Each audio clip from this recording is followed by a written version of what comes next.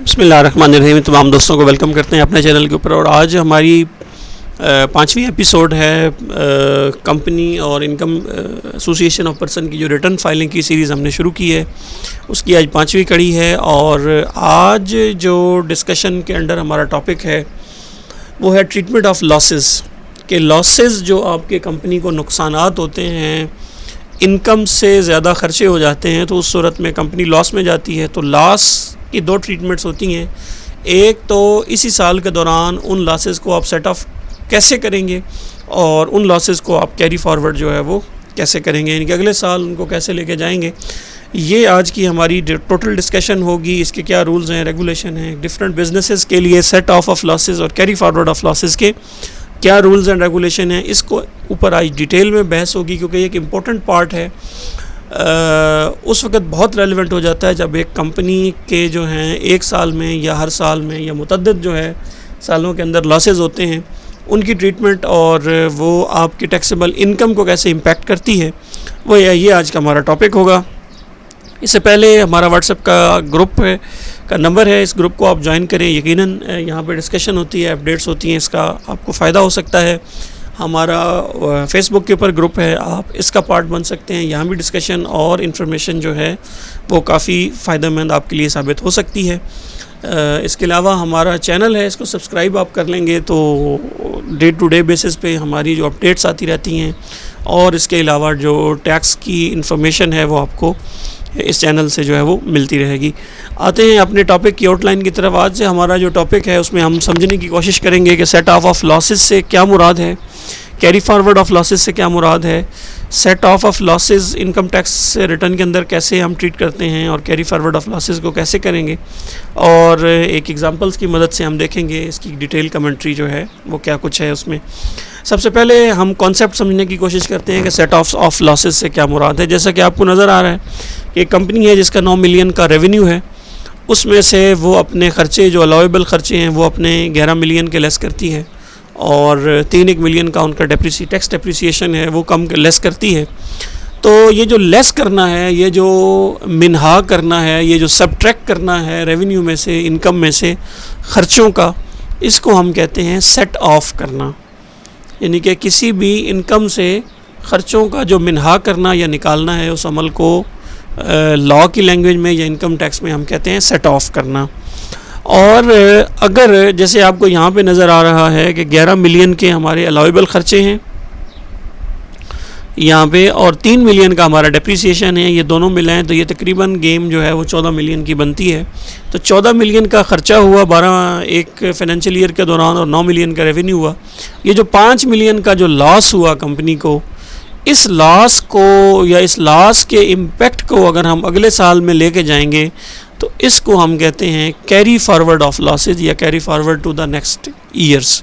अब इन set of करने के क्या रूल्स हैं, रेगुलेशंस हैं, और कैरी फॉरवर्ड करने के क्या रूल्स एंड रेगुलेशन हैं इनकम टैक्स ऑर्डिनेंस के अंदर, उसका पूरी आज हम जो है वो अगले कुछ मिनट्स में जो है उसकी कंप्लीट डिस्कशन करेंगे। तो सबसे पहले जैसे कि एज़ यूजुअल हम समझने की कोशिश ये करते हैं कि लॉस दो किस्म के होते हैं। जैसा कि आपने पिछली एग्जांपल में भी देखा कि एक होते हैं लॉस जो आपको बिज़नेस ट्रांजैक्शंस की वजह से होते हैं, जैसे कि सैलरियाँ आपने पे की, रेंट पे किया, मटेरियल परचेज़ किया, और बिज़नेस को चलाने के लिए बिजली वगैरह के ख़र्चे आपने पे किए। अगर ये वाले ख़र्चे जो है इनकम से ज़्यादा हो जाएं तो ये जो इन ख़र्चों की वजह से लॉस होता है उसको हम कहते हैं loss due to business transactions. और दूसरा लॉस हमारे पास होता है डेप्रिसिएशन अलाउंस का, जो आपके फिक्स एसेट्स का इस्तेमाल करने का जो वियर एंड टीयर का जो ख़र्चा हुआ, जो आपका एक्सपेंस बुक हुआ, वो डेप्रिसिएशन का होता है। और यहाँ डेप्रिसिएशन से मुराद हमारा टैक्स डेप्रिसिएशन का ख़र्चा है। तो यानी कि समझ क्या आई कि जब भी रेवेन्यू में से आप अपना profit and loss account less करते हैं तो आपके पास दो तरह के ख़र्चे होते हैं, loss due to business transaction और डेप्रिसिएशन अलाउंसेस। और यहाँ पे जहाँ पे डेप्रिसिएशन अलाउंसेस का लफ्ज़ इस्तेमाल हो रहा है, यहाँ उसमें मुराद एमोर्टाइजेशन भी है, दोनों हैं। इसके बाद हम देखते हैं कि जब हम एक ख़र्चे को कैरी फॉरवर्ड करते हैं तो वो उसकी ट्रीटमेंट कैसी है। जैसे कि 3 तरह की होती है। पहले तो ये होता है कि जो कैरी फॉरवर्ड है वो क्या एक लंबे अरसे तक एक अनलिमिटेड पीरियड के लिए किया जा सकता है, जैसा कि अनएब्जॉर्ब डेप्रिसिएशन में होता है। डेप्रिसिएशन या अमॉर्टाइजेशन एक वाहिद ख़र्चा है जिसको अगर वो एडजस्ट नहीं हो रहा, यानी कि एक साल में आपको लॉस आया, 2017 में लॉस था, आपने कैरी फॉरवर्ड किया, उसको अगले साल लेके गए, 2018 में भी लॉस हो गया, उसको आप अगले साल ले जाएं 2019 में, वहाँ पे भी लॉस हुआ, वो ख़र्चा एडजस्ट नहीं हो रहा। तो अनएब्जॉर्ब डेप्रिसिएशन एक वाहिद ऐसा ख़र्चा है जिसको आप जब तक वो एडजस्ट नहीं होगा अनलिमिटेड टाइम पीरियड के लिए उसको आप कैरी फॉरवर्ड करते रहेंगे। जबकि कुछ खर्चे होते हैं कुछ हेड्स के अंदर या कुछ इनकम्स के अगेंस्ट जिनको आप 6 साल के लिए कैरी फॉरवर्ड कर सकते हैं। अगर 6 साल तक वो एडजस्ट नहीं होते तो वो ख़त्म हो जाते हैं। उसके बाद कुछ खर्चे होते हैं जिनको आप अनएडजस्टेड लॉसेस होते हैं जिनको आप कैरी फॉरवर्ड नहीं करते। ये कुछ हेड्स के खर्चे होते हैं, ये आगे जाके हम देखते हैं, जो कि सेक्शन 11 के अंदर आपको पता होगा कि 5 हेड होते हैं इनकम के। उनमें कुछ हेड के जो खर्चे होते हैं इनकम के जिनको आप कैरी फॉरवर्ड नहीं कर सकते, कुछ को आप कर सकते हैं और कुछ को आप 6 साल के लिए कर सकते हैं और कुछ अनलिमिटेड पीरियड के लिए होते हैं। तो ये हम आगे जाके क्लासिफिकेशन ध्यान से देखते हैं। उसके बाद एक एग्जांपल है, ये इलस्ट्रेशन मैंने एक बनाई थी आप लोगों के लिए कि अगर हम देखते हैं कि एक बिज़नेस लॉस है, अगर वो 2013 में अराइज़ होता है तो उसको आप साइमल्टेनियसली कैरी फॉरवर्ड कर सकते हैं अगले जो है वो 6 सालों के लिए।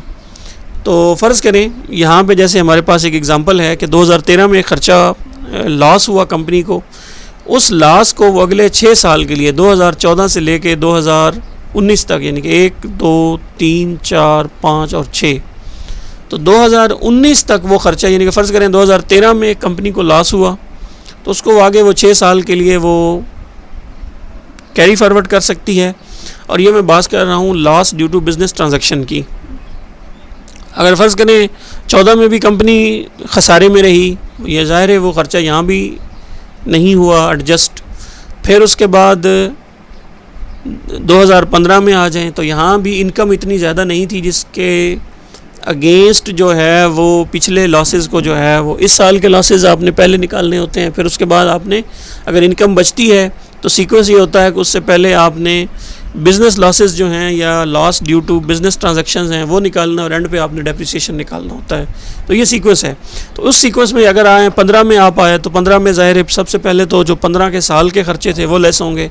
अगर कोई इनकम बचती है तो उसमें से जो पिछले साबका जो चलते आ रहे हैं उनको आप करेंगे, और अगर वो लेस करने के बाद फिर भी कोई इनकम बच रही है तो फिर उसमें से आप क्या करेंगे कि डेप्रिसिएशन और अमॉर्टाइजेशन इस साल के और पिछले साल के जो हैं वो लेस करेंगे। तो ये करते करते फ़र्ज़ करें एक ख़र्चा जो है वो एडजस्ट हुआ ही नहीं क्योंकि इतनी इनकम ही नहीं हुई जिससे वो सबका ख़र्चे लेस हों, तो वो चलता चलता 2019 में भी अगर वो ख़र्चा एडजस्ट नहीं हुआ तो यहाँ पे उसको हम कहते हैं कि डेड लॉस। उसको आप 6 साल से ज़्यादा आगे कैरी फॉरवर्ड नहीं कर सकते, उसको आप यहाँ पे ख़त्म कर देंगे। तो ये लॉसेस हैं। दूसरा इनका रूल ये होता है कि first come first serve basis वाला होता है, ठीक है, कि जो अगर फ़र्ज़ करें सबसे पहले अगर लॉस 2013 का भी कैरी फॉरवर्ड हो रहा है, 14 का भी हो रहा है, तो पहले आप क्या करेंगे कि 13 वाला एडजस्ट करेंगे फिर 14 वाला करेंगे, ठीक है। अगर फ़र्ज़ करें 13 में भी लॉस हुआ और 14 में भी लॉस हुआ तो 13 का जो लॉस है वो तो 6 साल उसके ख़त्म हो रहे हैं 19 में, जो 14 का लॉस है उसके 6 साल कहाँ पे ख़त्म हो रहे हैं 20 में, ठीक है। तो इसी तरह ये लॉस जो है वो आप साथ साथ अपने आप कैरी फॉरवर्ड जो है वो करते जाएंगे। इसके बाद आप देखेंगे कि बिज़नेस लॉसेस जो होते हैं उनको एडजस्ट करने के लिए इस तरह की एक, ये देखें जब आप बिज़नेस कंपनी की रिटर्न खोलते हैं वहाँ पे बिज़नेस के कॉलम के अंदर एडजस्टमेंट की टैब होती है। एडजस्टमेंट में आप करते हैं तो यहाँ पे आप देख रहे हैं कि ये मैंने जो है वो टैक्स ईयर जो है वो 19 की रिटर्न अगर खोली है तो यहाँ पे आप देख रहे हैं कि ये 13 के लॉसेस, यहाँ पे फिर 14 के लॉसेस, अगर 15 के लॉसेस नहीं थे तो आप क्या करते हैं कि हर साल जितने लॉसेस होते हैं उनको कम्युलेटिवली आप क्या करते हैं कि आप आगे कैरी फॉरवर्ड करते जाते हैं। तो जैसे जैसे जिस साल में आपका लॉस है आप क्या करेंगे रिस्पेक्टिव ईयर में उसको आप लॉस को जो है वो रिटर्न के अंदर शो करते जाएंगे। जहाँ पे वो लॉस अगर 6 सालों में भी आपकी इनकम इतनी हो ही नहीं सकी कि उसके अगेंस्ट वो एडजस्ट हो सकता है, उस सूरत में क्या होगा कि आप उसको ख़त्म कर देंगे। 6 साल के बाद वो डेड लॉस बन जाता है। तो मैं उम्मीद करता हूँ कि सेट ऑफ लॉसेस और कैरी फॉरवर्ड ऑफ लॉसेस जो हैं हम क्यों करते हैं, कैसे करते हैं, इसकी जो है किसी हद तक कहानी आपको अब क्लियर हो चुकी होगी। नेक्स्ट इसको हम एक एग्जांपल की मदद से देखते हैं। फ़र्ज़ करें ये देखें कि 2013 से 17 की मैंने एक इलस्ट्रेशन बनाई है। ये देखें 40,000 रुपये की इनकम थी कंपनी की, 1 लाख रुपए के उसके ख़र्चे थे खैर से, ठीक। तो डेप्रिसिएशन के अलावा, डेप्रिसिएशन से बिफ़ोर जो है वो हमें 60,000 रुपये का तो वैसे ही खसारा था 2013 में, फिर 40,000 रुपये का डेप्रिसिएशन था, ठीक। तो ये टोटल मिला के हमारे पास जो खसारा है वो कितना बन गया, 1 लाख का। अब इस 1 लाख की जो ब्रेकअप हमने क्या किया कि इस लाख को हम जब कैरी फॉरवर्ड कर रहे हैं तो हम ये कर रहे हैं कि 60,000 बिज़नेस लॉस हैं और 40,000 रुपये का अनएब्जॉर्ब डेप्रिसिएशन है। टैक्सेबल इनकम हुई कोई नहीं क्योंकि हम ऑलरेडी लॉसेस में थे, ठीक। अब आ जाते हैं 2014 में। 2014 में थोड़ा सा 20,000 रुपया ख़र्चा ज़्यादा हो गया, सॉरी इनकम ज़्यादा हुई, तो ख़र्चे हमारे कांस्टेंट मैंने रखे हैं एग्जांपल में, 1,40,000 रुपये का ख़र्चा वही रहा। तो अब आप देख रहे हैं कि 40,000 रुपये का ख़र्चा जो है वो ट्रांजैक्शन लॉस है और 40,000 रुपये का ये भी डेप्रिसिएशन है, यहाँ पे भी एडजस्ट नहीं हुआ, तो टोटल जो है वो 80,000 रुपया ये हो गया। तो अब आप देख रहे हैं कि 60,000 ये था, इसमें 40 इस साल ऐड हुआ और ये 40 ऐड हुआ, तो टोटल जो है वो कंपनी जो है वो कम्युलेटिव अगर हम देखें तो 1,80,000 रुपया जो है वो कम्युलेटिव लॉस के अंदर जा रही है, जिसके अंदर अब अगर आप गौर से देखें तो 1 लाख रुपया लॉस जो है वो 2013 का है और 80,000 रुपया लॉस जो है वो 2014 का है। अब आते हैं एक कंपनी उसी कंपनी का 2015 में इनकम होगी 2 लाख रुपया, ठीक। 1 लाख रुपया जो है उस साल के ख़र्चे थे, सैलरीज, रेंट और ये सारे निकले, तो बाकी 1 लाख रुपया बच गया। 1 लाख रुपये से हमने 40,000 रुपये जो हमारी डेप्रिसिएशन थी वो लेस की, तो हमें इनकम कितनी हो गई, 60,000 रुपया। अब आप देख रहे हैं कि सीक्वेंस क्या होती है कि हम क्या करते हैं कि सबसे पहले डेप्रिसिएशन नहीं लेस करना, जो सबका डेप्रिसिएशन अभी तक एडजस्ट नहीं हुआ था, हम ये वाला ट्रांजैक्शन लॉस करते हैं। तो 1 लाख रुपया ये था, इसमें से ये 60,000 रुपया निकला, तो बाकी हमारे पास जो लॉस बच गया, ट्रांजैक्शन का लॉस, बिज़नेस लॉस जो फ्रॉम ट्रांजैक्शन की हमें रिज़ल्ट की वजह से हुआ, वो 40,000 हमारे पास बच गया और 80,000 रुपया उसी तरह अनएब्जॉर्ब डेप्रिसिएशन हमारे पास बच गया। अब आ जाते हैं 2016 में। 2016 में कंपनी की जो आमदन थी वो मज़ीद थोड़ा सा इजाफा हुआ, 20,000 उसमें से हमने हमारे जो रनिंग खर्चे थे 1 लाख रुपया उस साल के वो निकले, तो 1,20,000 रुपया बिफ़ोर डेप्रिसिएशन। 40,000 रुपया हमने डेप्रिसिएशन निकाला तो हमारे पास कितनी इनकम बच गई, 80,000 रुपया का हमें प्रॉफिट हुआ। उस प्रॉफिट में से हमने सबसे पहले 40,000 रुपया ये निकाला, ये निकालने के बाद हमारे पास बच गया 40,000। उस 40 में से हमने अनएब्जॉर्ब डेप्रिसिएशन जो हमारे पिछले सालों का पड़ा हुआ था वो हमने एडजस्ट किया, तो हमारे पास जो अनएब्जॉर्ब डेप्रिसिएशन बच गया, यानी कि टोटल लॉसेस जो कैरी फॉरवर्ड हो रहे थे वो सिर्फ हमारे पास 2016 में कटा के सिर्फ 40,000 रुपया बच गया। अब आते हैं 2017 में। 2017 में 3 लाख रुपए की आमदन हुई जी, उसमें से लाख रुपया हमारे रनिंग खर्चे थे वो निकले, तो 2 लाख। इन 2 लाख में से वही हमारा रनिंग जो 40,000 रुपये का डेप्रिसिएशन था वो निकला, तो 1,40,000 रुपया हमारे पास नेट प्रॉफिट आ गया डेप्रिसिएशन निकालने के बाद। अब डेप्रिसिएशन निकालने के बाद जो हमारे पास 1,40,000 पड़ा था उसमें से ये 40,000 रुपया जो सबका चलता हुआ आ रहा था हमारे खाते में वो भी निकला, तो हमारे पास क्या बच गई, 1 लाख रुपया टैक्सेबल इनकम जाके 2017 में बनी।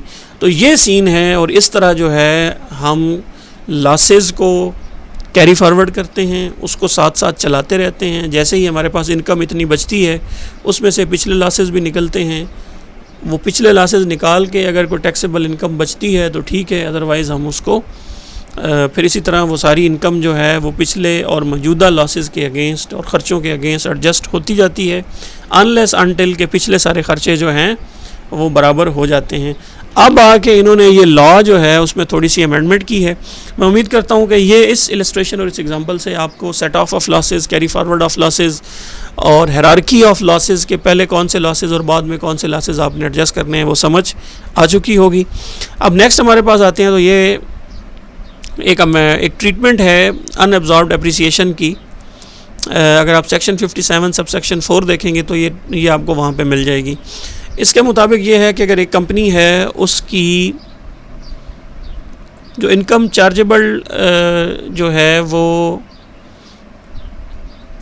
अगर एक कंपनी है तो वो, जैसे हम देख रहे थे कि अब वो हम क्या कर रहे थे कि 100% जो हमारे लॉसेस थे हम उनको एडजस्ट करते जा रहे थे, ठीक है। वेयर एज अब जो एक नई रूलिंग आई है उस रूलिंग के मुताबिक एक कंपनी जो है वो 50% तक जो है अपने जो लॉसेस हैं, जो डेप्रिसिएशन लॉसेस हैं, उनको एडजस्ट कर सकती है, उससे ज़्यादा नहीं कर सकती। अगर उसकी जो इनकम है वो 10 मिलियन तक एक साल में है, यानी कि अगर एक कंपनी उसकी आमदन 10 मिलियन तक होती है, ठीक, तो वो जितने लॉसेस कैरी फॉरवर्ड कर रही है वो आमदन के 50% के बराबर जो है वो डेप्रिसिएशन लॉसेस को एडजस्ट कर सकती है। रिमेनिंग के ऊपर उसे जो है वो टैक्स देना होगा। पहले क्या हो रहा था कि अगर एक दूसरे सूरत में क्या होगा कि अगर एक कंपनी जिसकी 10 मिलियन से टैक्सेबल इनकम जो है वो कम है तो वो सारे के सारे लॉसेस जो है वो इनकम के अगेंस्ट सेट ऑफ कर सकती है। अगर 10 मिलियन या उससे ज़्यादा उसकी है तो वो क्या करेगी कि जितनी उसकी इनकम है उसका 50% के बराबर वो सबका खर्चे लेस कर सकती है, उससे ज़्यादा जो है वो लेस नहीं कर सकती। और बाकी जो है वो जो 50% से ज़्यादा होंगे खर्चे, यकीनन वो उसको अगले सालों में कैरी फॉरवर्ड करेगी अनलेस अनटिल के वो कम्प्लीटली जो है वो सेट ऑफ नहीं हो जाते। तो ये एक नई ट्रीटमेंट थी जिसको आपको मद्देनज़र रखना होगा। अब 1 बाय 1 देख लेते हैं कि कौन कौन से हेड हैं जिनमें ख़र्चे सेट ऑफ हो सकते हैं, कैसे हो सकते हैं, और कैरी फॉरवर्ड कब और कैसे हो सकते हैं। सबसे पहले हमारे पास है सैलरी का हेड। जैसे कि आपको पता है कि सैलरी के हेड में से आप कोई भी ख़र्चा लेस नहीं कर सकते। जितनी आप रिसीव करते हैं वो सारी की सारी आपको ऑफ़र फॉर टैक्स करनी होती है। और सैलरी इनकम को आप किसी और हेड की इनकम को सेट ऑफ करने के लिए भी इस्तेमाल नहीं कर सकते। फ़र्ज़ करें एक बंदे का बिज़नेस भी है और साथ में वो प्राइवेट जॉब भी कर रहा है, तो अगर उसको जहाँ पे वो एज अ सोल प्रोप्राइटर काम कर रहा है तो उसका वो प्रॉफिट एंड लॉस अकाउंट बनाता है, वहाँ पे उसे लॉस हो जाता है, तो वो ये नहीं करेगा कि अच्छा ये तो लॉस हो गया है तो सैलरी इनकम को भी उठा के उधर डाल के एडजस्ट करेगा लॉसेस में, ऐसा नहीं कर सकता। ठीक है, तो इसका मतलब क्या हुआ कि रूल ये है सेट ऑफ करने का कि सैलरी इनकम में से ना तो कोई ख़र्चा लेस हो सकता है, ना सैलरी इनकम को किसी और हेड के अंदर अगर आपको खसारा है तो उसके लिए आप इस्तेमाल कर सकते हैं। ठीक है, और कैरी फॉरवर्ड होता ही नहीं है चूँकि इसमें से कोई खर्चे लेस नहीं होते, तो इसलिए सैलरी के लॉस जो है वो होता ही नहीं है और कैरी फॉरवर्ड भी का कॉन्सेप्ट नहीं बनता यहाँ पे। नेक्स्ट हमारे पास है इनकम फ्रॉम प्रॉपर्टी। अब प्रॉपर्टी का जैसे आपको पता है कि सेट ऑफ का रूल है, सेट ऑफ का ये रूल है कि इनकम जो प्रॉपर्टी है उसको आप यूज़ नहीं कर सकते, यानी कि प्रॉपर्टी से जो आपको इनकम हुई है उसके ऊपर आप चूँकि ये सेपरेट ब्लॉक इनकम होती है तो इसको आप यूटिलाइज़ नहीं कर सकते किसी और हेड के अगेंस्ट। अगर आपका देखो आपका इन प्रॉपर्टी से भी इनकम हुई है, बिज़नेस में से, बिज़नेस में आपको खसारा हो गया है, तो ये आप नहीं कर सकते कि इधर तो हमें प्रॉफिट है प्रॉपर्टी में, तो आप यहाँ वाला जो इनकम है वो सारी उठा के उसके ख़र्चों के अगेंस्ट एडजस्ट नहीं कर सकते। दूसरा ये है कि लॉस जो है अगर आपका किसी और हेड के अंदर हुआ है तो उसको आप सेट ऑफ कर सकते हैं। लॉस अगर आपको हो गया है इस हेड के अंदर, तो अगर आपको प्रॉपर्टी इनकम के अंदर लॉस हो गया है तो सैलरी के अलावा अगर बाकी किसी हेड का इनकम पड़ी हुई है तो उसको इसके अपने लॉस के अगेंस्ट जो है वो इस्तेमाल किया जा सकता है। फ़र्ज़ करें आपके पास बिज़नेस इनकम जो है वो ज़्यादा पड़ी हुई है, टैक्सेबल इनकम बन गई है, जबकि प्रॉपर्टी के अंदर जो है वो आपको लॉस हो गया है। ठीक है, जब प्रॉपर्टी की इनकम आपकी नहीं हुई तो इसका जो लॉस है वो आप जो इनकम आपको दूसरे हेड के अंदर हो रही है बिज़नेस के अंदर, उसका यहाँ पे आप जो है वहाँ की इनकम यहाँ पे इस्तेमाल कर सकते हैं इसके लॉसेस को कवर करने के लिए। बाकी यह है कि लॉस जिस हेड का है, जब हम कैरी फॉरवर्ड की बात करें तो loss under this head can't be carry forward. ठीक, तो अगर आपको यहाँ पे लॉस भी हो गया है, अगर आपका फॉर द ईयर एडजस्टमेंट हो गई है, सेट ऑफ हो गया है तो ठीक है, अदरवाइज़ आप इसको कैरी फॉरवर्ड जो है अगले सालों के अंदर नहीं कर सकते।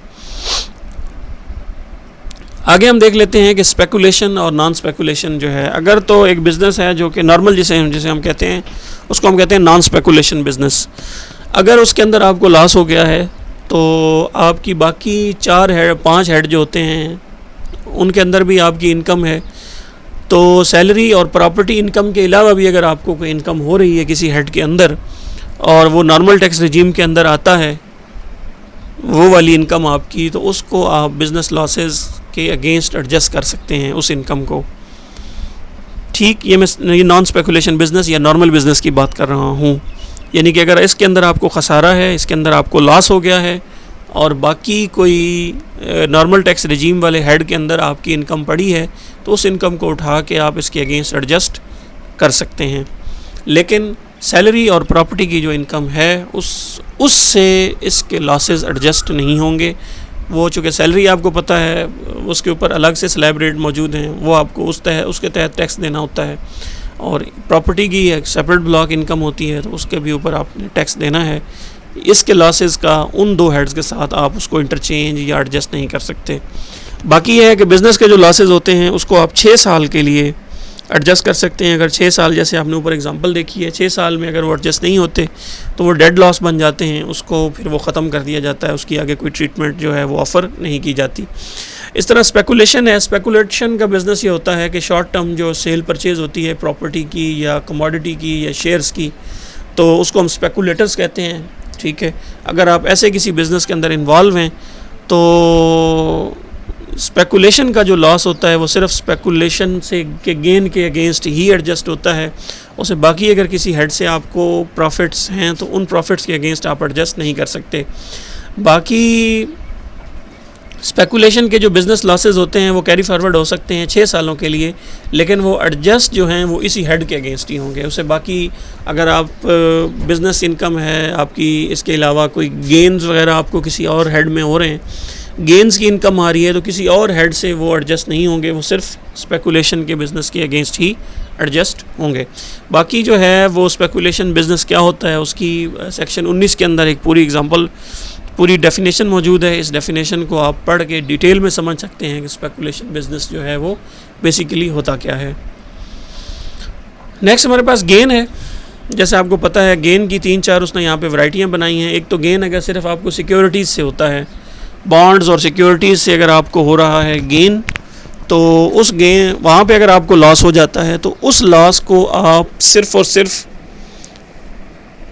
जो सिक्योरिटीज़ हैं उन्हीं के गेन के अगेंस्ट एडजस्ट होता है, वो किसी भी दूसरे हेड के अगेंस्ट आप एडजस्ट नहीं कर सकते। अगर आपको सिक्योरिटीज़ में लॉस हुआ है तो उसको आप नेक्स्ट ईयर जो उसको अगर आपको किसी और हेड में जाके या किसी और सिक्योरिटी से गेन हुआ है तो गेन के अगेंस्ट तो लॉस एडजस्ट हो सकता है, लेकिन साथ ही एक ये भी बात है कि वो कहते हैं कि loss under this head can't be carry forward.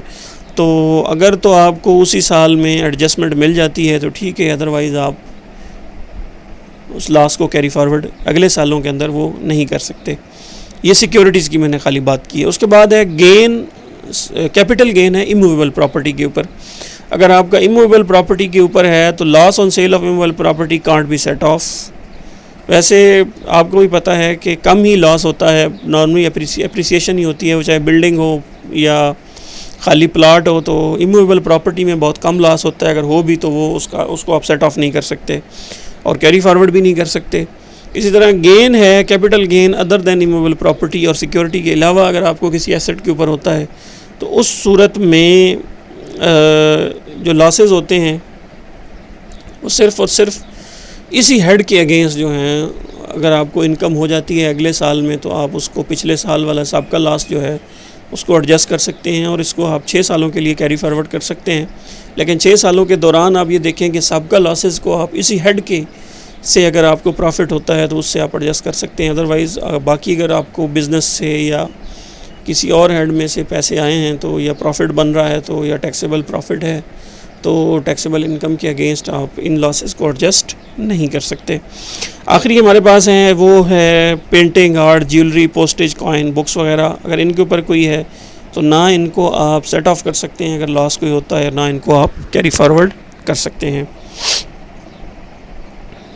Next देखते हैं हमारे पास इनकम है अदर सोर्सेज़ की। तो अदर सोर्सेज़ में जैसे आपको पता है कि हमारे पास 5 हेड्स ऑफ इनकम होते हैं, सैलरी, प्रॉपर्टी, गेन, बिज़नेस और अदर। तो अदर में उसने ये कहा है कि बिज़नेस लॉसेस जो हैं वो सेट ऑफ हो सकते हैं किसी भी दूसरे हेड में, जैसे कि कोई भी जो नॉर्मल टैक्स रिजीम का हेड है, जैसे बिज़नेस इनकम के अगेंस्ट भी हो सकते हैं। तो बट ये सैलरी और प्रॉपर्टी के अलावा कोई भी जो आपका NTR का हेड है उसमें अगर आपको उस साल में इनकम हुई है और अदर सोर्सेज पे आपको लॉस हुआ है तो उनके अगेंस्ट आप एडजस्ट कर सकते हैं, लेकिन अदर सोर्सेज का जो लॉस है उसको आप अगले सालों में कैरी फॉरवर्ड नहीं कर सकते। इस तरह फ़ॉरेन लॉसेज हैं, अगर आपके फ़ॉरेन से कोई इनकम होती है, फ़ॉरेन सोर्स ऑफ इनकम है और वहाँ से फ़ॉरेन लॉसेज हैं, तो फ़ॉरेन लॉसेज को भी फ़ॉरेन इनकम के अगेंस्ट ही एडजस्ट किया जा सकता है, बट उनको अगर वो इस साल एडजस्ट नहीं हुए तो उन्हें नेक्स्ट 6 ईयर के लिए आप जो है वो कैरी फॉरवर्ड कर सकते हैं। तो इसका मतलब क्या हुआ कि फ़ॉरेन लॉसेज को सिर्फ फ़ॉरेन इनकम के अगेंस्ट ही एडजस्ट किया जा सकता है, और अगर इस साल एडजस्ट नहीं हो रहे तो उन्हें आप नेक्स्ट 6 ईयर्स के लिए जो है वो अपने साथ कैरी फॉरवर्ड करते जाएं अनलेस अनटिल के वो एडजस्ट हों, अदरवाइज़ वो 6 सालों के बाद वो वैसे ही डेड लॉस बन जाते हैं। तो ये हमारे जो थे वो हेड्स थे, जिसके अंदर हमने डिटेल के अंदर जो है वो आज एडजस्टमेंट्स को वो डिस्कस किया। सेट ऑफ लॉसेस क्या होते हैं, कैरी फॉरवर्ड ऑफ लॉसेस क्या होते हैं, उनके रूल्स क्या होते हैं, फिर उनमें हमने एक इलस्ट्रेशन भी देखी एक कंपनी की, और आखिर में हमने हेड वाइज देखा कि किस हेड के खर्चे किस हेड के अगेंस्ट एडजस्ट हो सकते हैं और कैरी फॉरवर्ड हो सकते हैं, तो कितने अरसे के लिए उनको कैरी फॉरवर्ड किया जा सकता है। मैं उम्मीद करता हूं कि आज हमने डिटेल में डिस्कस किया है और आपके कॉन्सेप्ट्स क्लियर होंगे, और फर्दर भी जो हमारी एपिसोड आ रही है, हमारी एपिसोड 6 होगी, उसमें हमने टैक्स क्रेडिट को डिटेल में डिस्कस करना है कि एक बिज़नेस के लिए टैक्स क्रेडिट कौन कौन से हो सकते हैं, वो उनकी क्या लिमिटेशंस हैं, क्या टैक्सेशंस हैं, कौन कौन से सेक्शंस के तहत ये ट्रीटमेंट होती हैं, ये डिटेल में इंशाल्लाह बहस करेंगे इसके ऊपर अगली एपिसोड में। Till then it's time to sign off. मैं उम्मीद करता हूँ कि आज हमने डिटेल में डिस्कस किया होगा और आपके कॉन्सेप्ट्स क्लियर होंगे। फर्दर अगर आपका कोई सवाल है तो मुझे आप नीचे कमेंट सेक्शंस में आके पूछ सकते हैं। वीडियो को लाइक कीजिए, शेयर कीजिए और हमारे चैनल को सब्सक्राइब ज़रूर कीजिए। आपका और आपके वक्त का बहुत बहुत शुक्रिया।